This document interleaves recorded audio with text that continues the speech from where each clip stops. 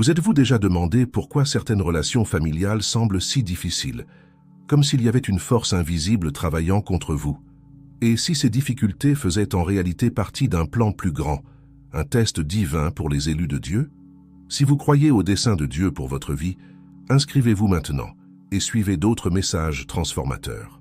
Dans ce texte, nous plongerons profondément dans les eaux troubles de la relation mère-enfant, explorant comment cette dynamique, souvent complexe et même toxique, peut être un champ de bataille spirituelle pour ceux que Dieu a choisis pour une mission spéciale.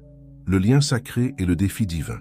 Dès notre naissance, nous sommes enveloppés par l'amour maternel, un reflet terrestre de l'amour divin.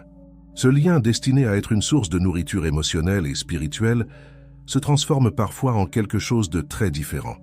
Pour certains d'entre nous, choisis par Dieu pour porter une lumière spéciale, ce lien peut devenir un test de foi et de résilience. Imaginez une jeune femme, Élise, élevée par une mère qui, bien qu'apparemment dévouée, cachait un cœur rempli de jalousie et de ressentiment. Dès son plus jeune âge, Élise sentait qu'il y avait quelque chose de différent en elle, une connexion spéciale avec le divin qui la faisait briller d'une manière unique.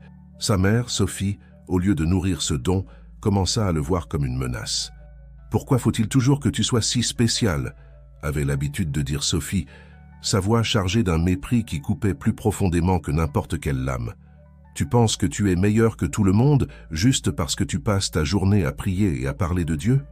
Ces mots, répétés au fil des ans, ont semé des graines de doute dans le cœur d'Élise.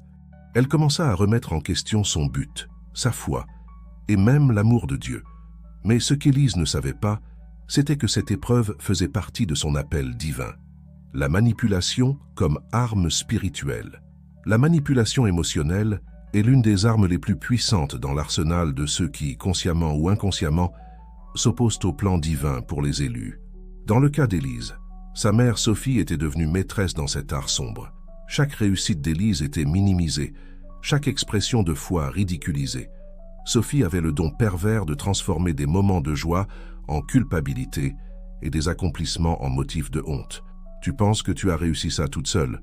disait-elle après qu'Élise ait partagé une réussite. « Si ce n'était pas pour moi, tu ne serais rien. Tu ferais mieux de remercier Dieu d'avoir une mère comme moi. » Ces paroles, imprégnées d'un faux sens de piété, étaient comme des dagues empoisonnées, érodant lentement l'estime de soi et la foi d'Élise.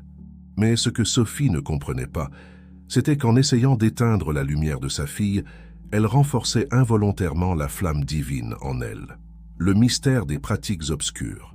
Au fur et à mesure qu'Élise grandissait et que sa lumière intérieure devenait plus évidente, les actions de Sophie prirent une tournure encore plus sinistre. Des rumeurs commencèrent à circuler dans la petite communauté où elle vivait. Les voisins chuchotaient à propos de lumières étranges provenant de la maison de Sophie pendant la nuit, et certains juraient avoir entendu des chants dans des langues inconnues. Élise, dans son innocence, écarta initialement ces rumeurs comme des commérages malveillants. Mais un soir, en revenant plus tôt d'un groupe de prière, elle fut témoin de quelque chose qui ébranla sa réalité, jusqu'au cœur. Dans l'arrière-cour, éclairée seulement par la lumière de la lune, Sophie était agenouillée devant un petit autel improvisé. Des bougies noires brûlaient autour d'elle, et elle murmurait des mots dans une langue qu'Élise n'avait jamais entendue auparavant. Au centre de l'autel, Élise vit avec horreur une photographie d'elle-même, entourée d'herbes et d'objets qu'elle ne reconnaissait pas. À ce moment-là, Élise comprit que la bataille qu'elle menait n'était pas seulement émotionnelle ou psychologique. C'était une guerre spirituelle, une lutte entre la lumière divine qu'elle portait et les forces des ténèbres que sa propre mère avait invitées dans leur vie. La résistance à l'indépendance, une prison spirituelle. L'une des manifestations les plus douloureuses de la toxicité maternelle est la résistance féroce à l'indépendance de l'enfant. Pour Élise, chaque pas vers sa propre identité et son propre but était accueilli par une tempête de manipulation émotionnelle et, elle le savait maintenant, d'interférences spirituelles. Lorsqu'Élise exprima le désir de déménager pour étudier la théologie dans une autre ville, Sophie déclencha une série d'événements qui semblaient conspirer contre ce rêve. Soudainement, des problèmes financiers surgirent de nulle part. La voiture d'Élise, essentielle pour son déménagement, tomba en panne de manière inexplicable. Et, plus troublant encore, Élise commença à expérimenter des cauchemars vivides qui la laissaient épuisée et effrayée. Tu vois, dirait Sophie avec un sourire qui n'atteignait pas ses yeux. Dieu montre que ta place est ici, avec moi. Pourquoi lutter contre sa volonté? Mais quelque chose en Élise, cette petite flamme divine que même les ténèbres les plus denses ne pouvaient éteindre, lui disait que ce n'était pas la volonté de Dieu. C'était, en fait, l'opposé, une tentative désespérée de l'empêcher d'accomplir son véritable dessein. L'éveil spirituel, reconnaître l'appel divin. C'est dans ce moment de profonde obscurité qu'Élise expérimenta son éveil spirituel. Un soir, après une autre discussion épuisante avec sa mère, elle s'agenouilla dans sa chambre, les larmes coulant sur son visage, et cria à Dieu de tout son cœur, « Seigneur, si je suis vraiment l'une de tes élus, pourquoi permets-tu que je souffre de cette manière? Pourquoi ma propre mère se retourne-t-elle contre moi? Donne-moi un signe, une direction, n'importe quoi. » À cet instant, Élise sentit une présence enveloppante, une chaleur qui semblait émaner de son propre être. Une voix, non audible, mais claire comme le jour dans son cœur parla. « Ma fille, les plus grandes lumières attirent les ombres les plus denses. Ton chemin est difficile parce que ton dessein est grandiose. Ne crains pas car je suis avec toi. » Ces paroles, comme un baume divin, apaisèrent le cœur troublé d'Élise. Elle comprit alors que ces épreuves n'étaient pas des punitions, mais des préparations. Chaque défi affronté avec sa mère forgeait en elle une force et une résilience qui seraient essentielles pour sa mission future. Si vous avez déjà ressenti la présence de Dieu vous guidant dans des moments difficiles, partagez votre histoire dans les commentaires. Votre expérience peut être une lumière pour les autres. La bataille spirituelle, reconnaître l'ennemi. Avec cette nouvelle compréhension, Élise commença à voir sa situation sous un nouveau jour. Elle réalisa que la bataille qu'elle menait n'était pas contre sa mère, mais contre les forces spirituelles qui avaient profité des faiblesses et des blessures de Sophie. Élise se mit à étudier les Écritures avec une nouvelle ferveur, cherchant à comprendre les stratégies de l'ennemi et comment les combattre. Elle apprit l'importance de l'armure de Dieu, le pouvoir de la prière et l'importance du pardon, même lorsque celui-ci semble impossible. Un passage en particulier résonna profondément dans son cœur, car nous n'avons pas à lutter contre la chair et le sang, mais contre les dominations, contre les autorités, contre les princes de ce monde de ténèbres, contre les esprits méchants dans les lieux célestes. Éphésiens 6:12. Cette révélation apporta à la fois un défi et un réconfort à Élise. Un défi car elle comprenait maintenant l'ampleur de la bataille qu'elle affrontait. Un réconfort car elle savait qu'elle ne luttait pas seule. Elle avait le Dieu des armées à ses côtés. Le pouvoir de la prière et de la foi armés de cette nouvelle compréhension, Élise adopta une approche différente dans sa relation avec Sophie. Au lieu de réagir avec colère ou ressentiment aux manipulations et aux attaques de sa mère, elle commença à répondre avec amour et prière. Chaque matin, avant même de sortir de sa chambre, Élise s'agenouillait et priait « Père céleste, je te remercie pour ce nouveau jour. Je te demande de remplir mon cœur de ton amour et de ta compassion. Aide-moi à voir ma mère comme tu la vois. Brise les chaînes spirituelles qui la retiennent et libère-la pour qu'elle puisse expérimenter ton véritable amour. Et Seigneur, fortifie-moi pour que je puisse être un instrument de ta lumière dans cette maison. Au nom de Jésus. Amen. » Cette pratique quotidienne commença à transformer non seulement Élise, mais aussi toute l'atmosphère de la maison. Peu à peu, elle remarqua des changements subtils dans le comportement de Sophie. Les attaques verbales devinrent moins fréquentes et occasionnellement, Élise captait un regard de confusion, presque de regret, dans les yeux de sa mère. La confrontation et la libération.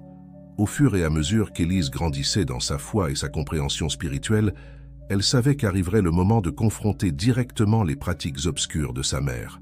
Ce moment vint lors d'une nuit orageuse, symboliquement appropriée pour la bataille spirituelle qui était sur le point de se produire. Élise trouva Sophie à nouveau dans la cour, se préparant pour un autre de ses rituels. Cette fois, cependant, Élise ne recula pas. Avec un courage qui ne pouvait venir que d'en haut, elle s'approcha de sa mère. « Maman » appela-t-elle, sa voix ferme mais douce. « Cela doit cesser. » Sophie se retourna, ses yeux écarquillés de surprise, puis plissés de colère. « Que penses-tu faire? Sors d'ici !» Mais Élise ne bougea pas. Au lieu de cela, elle fit un pas de plus en avant, les mains tendues en un geste de paix. « Maman, je t'aime. Et Dieu t'aime encore plus. Tu n'as pas besoin de ces pratiques. Elles te blessent, elles me blessent, et elles nous éloignent du véritable amour de Dieu. » Pendant un moment, Il sembla que Sophie allait exploser de fureur. Mais alors quelque chose d'incroyable se produisit. Les yeux de Sophie se remplirent de larmes et elle tomba à genoux, sanglotant. « Je voulais juste te protéger, » pleura-t-elle. « Je pensais que si je pouvais tout contrôler, tu ne me quitterais jamais. Tu ne m'abandonnerais jamais comme tous les autres l'ont fait. » À ce moment-là, Élise comprit. Tout le contrôle, la manipulation et même les pratiques occultes de sa mère venaient d'un lieu de peur profonde et de blessures non guéries. Les larmes aux yeux, Élise s'agenouilla à côté de sa mère et l'enlaça. « Maman, je ne t'abandonnerai jamais, mais nous devons trouver la guérison et la libération ensemble. » Sans Dieu, pas dans l'occulte. Cette nuit-là marqua le début d'un nouveau voyage pour la mère et la fille. Un voyage de guérison, de pardon et de restauration qui ne serait pas facile, mais qui serait guidé par la lumière de l'amour divin. La guérison et la restauration. Les mois qui suivirent furent une période intense de guérison et de transformation pour Élise et Sophie. Ensemble, elles cherchèrent des conseils spirituels, participèrent à des groupes de prière et étudièrent les Écritures. Sophie, pour la première fois, commença à affronter ses propres blessures et traumatismes du passé qui l'avaient conduite à chercher le contrôle par des moyens douteux. Elle apprit l'amour inconditionnel de Dieu et peu à peu commença à abandonner ses pratiques manipulatrices et occultes. Élise, quant à elle, continua de grandir dans sa foi et sa compréhension de son appel divin. Elle apprit que les épreuves qu'elle avait affrontées n'étaient pas des punitions, mais une préparation pour un dessein plus grand. Son expérience l'avait équipée d'une sagesse et d'une compassion uniques pour aider d'autres personnes confrontées à des batailles spirituelles similaires. La relation entre mère et fille, autrefois marquée par la toxicité et la manipulation, commença à s'épanouir en quelque chose de beau et de sacré. Ce n'était pas parfait. Il y avait encore des jours difficiles, et de vieilles habitudes ressurgissaient occasionnellement. Mais c'était ancré dans un amour véritable et dans le désir mutuel d'honorer Dieu. Leçon pour les élus. Le voyage d'Élise et Sophie nous enseigne plusieurs leçons précieuses pour ceux qui se trouvent dans des situations similaires. Reconnaissez la bataille spirituelle. Souvent, les conflits que nous affrontons, en particulier avec nos proches, ont des racines spirituelles plus profondes que ce que nous pouvons voir à première vue. Le pouvoir de l'amour et du pardon. Répondre avec amour, même face à la toxicité, peut être la clé pour briser les cycles négatifs et apporter la guérison. L'importance de la prière persistante. La prière ne change pas seulement les situations, elle nous transforme, nous donnant la force et la sagesse pour affronter les défis. Chercher de l'aide et du soutien. Personne ne devrait affronter seul des batailles spirituelles. Chercher des conseils et le soutien d'une communauté de foi est crucial. Comprenez votre appel. Les difficultés que nous affrontons font souvent partie de notre préparation pour un dessein plus grand. La guérison est un processus. La restauration des relations toxiques prend du temps et requiert de la patience tant envers soi-même qu'envers l'autre. Restez ferme dans la foi. Même dans les moments les plus sombres, sachez que Dieu travaille en votre faveur et a un plan plus grand pour votre vie. L'héritage des élus. À mesure qu'Élise et Sophie continuaient leur voyage de guérison et de croissance spirituelle, elles commencèrent à réaliser que leur histoire n'était pas seulement pour elles. Dieu utilisait leurs expériences pour toucher et transformer des vies autour d'elles. Élise, maintenant diplômée en théologie et travaillant comme conseillère spirituelle, se retrouvait souvent à partager son histoire avec des personnes confrontées à des défis similaires. Elle voyait dans les yeux de ceux qui venaient la consulter la même peur, la même douleur qu'elle avait elle-même expérimentée des années auparavant. Mais maintenant, elle pouvait offrir non seulement de l'empathie, mais aussi un espoir concret et des conseils pratiques. « Rappelez-vous, » disait-elle à ses consultants, « être choisi par Dieu ne signifie pas une vie sans problème. En fait, cela signifie souvent le contraire. Mais chaque défi que nous affrontons avec foi nous renforce et nous prépare à accomplir notre dessein divin. » Sophie, quant à elle, trouva la guérison et un but en partageant son parcours de libération des pratiques occultes. Elle commença à diriger un groupe de soutien pour les femmes qui, comme elle, s'étaient impliquées dans l'occulte à la recherche de pouvoir ou de contrôle. Sa vulnérabilité et sa volonté de confronter son passé ouvrirent des portes pour que beaucoup trouvent le chemin du retour vers Dieu. Ensemble, mère et fille devinrent un puissant témoignage du pouvoir transformateur de Dieu. Elles étaient la preuve vivante qu'aucune relation n'est au-delà de la capacité de guérison du Seigneur et que même les expériences les plus douloureuses peuvent être rachetées pour sa gloire. La bataille continue et la victoire promise. Malgré toute la transformation et la guérison, Élise et Sophie apprirent bientôt que la bataille spirituelle est continue. L'ennemi, bien que vaincu, cherchait encore des moyens de semer la discorde et le doute. Il y eut des moments où de vieux schémas de comportement menacèrent de ressurgir, des jours où la méfiance et le ressentiment semblaient vouloir reconquérir du terrain dans leur cœur. Mais maintenant, équipées d'une compréhension plus profonde et d'une foi plus forte, elles étaient préparées pour affronter ces défis. « Maman, dit un jour Élise, lors d'un moment particulièrement difficile, te souviens-tu de ce que nous avons appris ? Nous ne luttons pas l'une contre l'autre.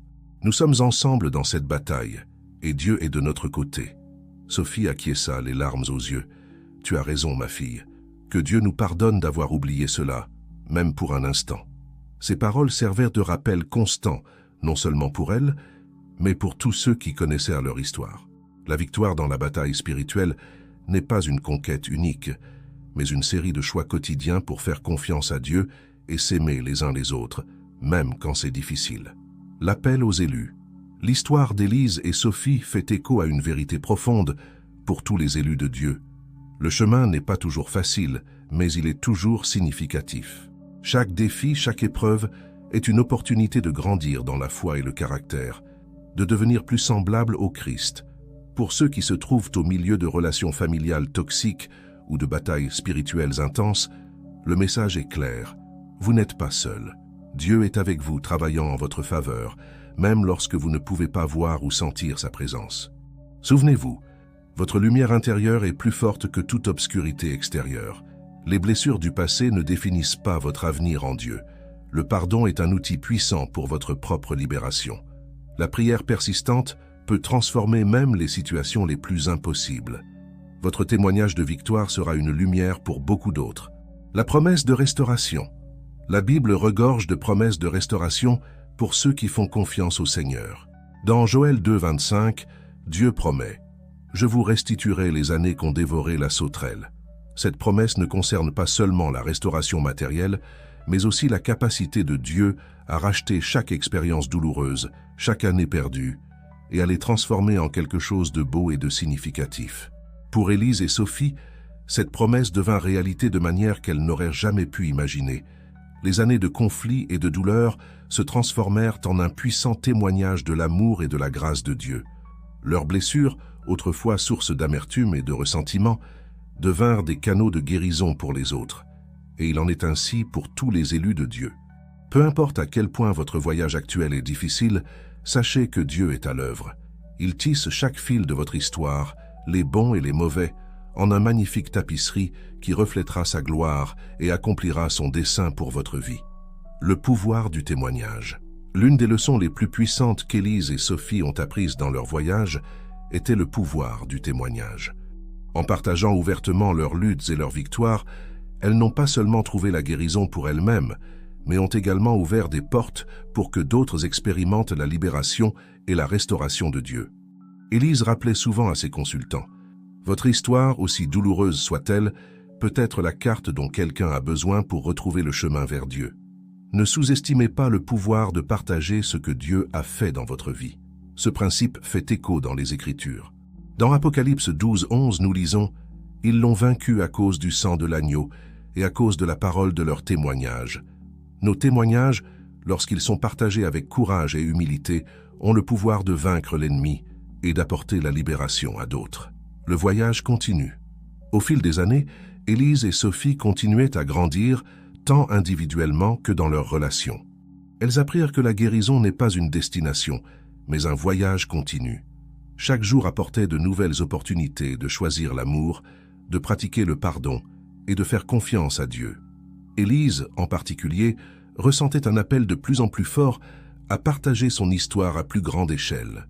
Elle commença à écrire un livre, détaillant son voyage de victoire et les leçons spirituelles qu'elle avait apprises en chemin. « Maman, dit-elle un jour, alors qu'elle travaillait sur un chapitre particulièrement difficile, « cela te dérange-t-il si je partage notre histoire avec le monde ?»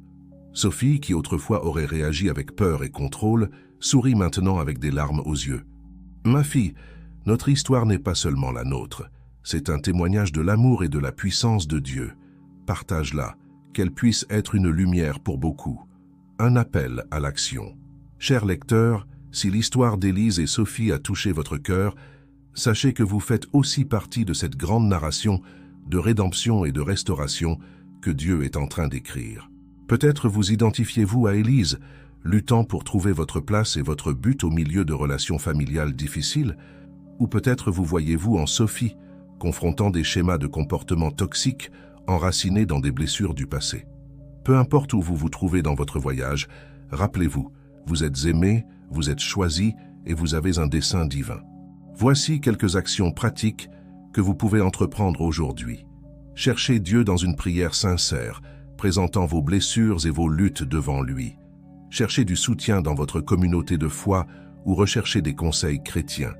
Commencez à pratiquer le pardon, non pas comme une émotion mais comme une décision quotidienne. Étudiez les Écritures, cherchant à comprendre votre identité en Christ et le pouvoir que vous avez en lui. Envisagez de partager votre histoire avec quelqu'un qui pourrait faire face à des luttes similaires. Un dernier mot d'encouragement. Rappelez-vous, votre lumière intérieure est un reflet de la gloire de Dieu. Les ombres peuvent sembler denses, mais elles ne peuvent pas éteindre la lumière que Dieu a allumée en vous. Continuez à briller, continuez à faire confiance, continuez à avancer. Comme le dit Philippiens 1:6, « Je suis persuadé que celui qui a commencé en vous cette bonne œuvre la rendra parfaite pour le jour de Jésus-Christ. » Dieu n'abandonne pas son œuvre. Il est fidèle pour achever ce qu'il a commencé en vous.